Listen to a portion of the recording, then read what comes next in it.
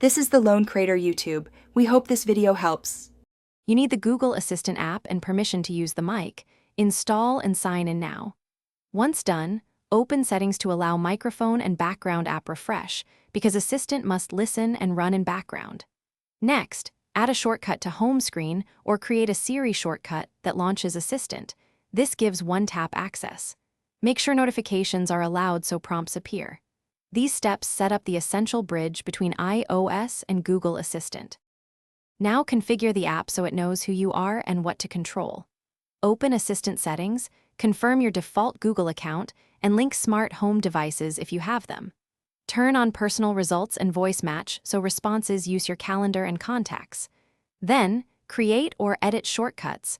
Map simple voice phrases to actions like calling a contact or controlling a light. Doing this reduces friction later, because Assistant executes tasks faster when it recognizes your voice and preferences. Finish by testing. Ask for a timer, call a contact, or turn on a light to confirm everything works. Make sure you use the Siri shortcut or home screen widget for quick access. This avoids opening the app every time. If responses are slow or missing, restart the Google Assistant app, check microphone and background app refresh permissions, and if needed, reinstall the app. This clears corrupted caches. One key troubleshooting tip: reboot the iPhone if permissions look correct but voice still fails.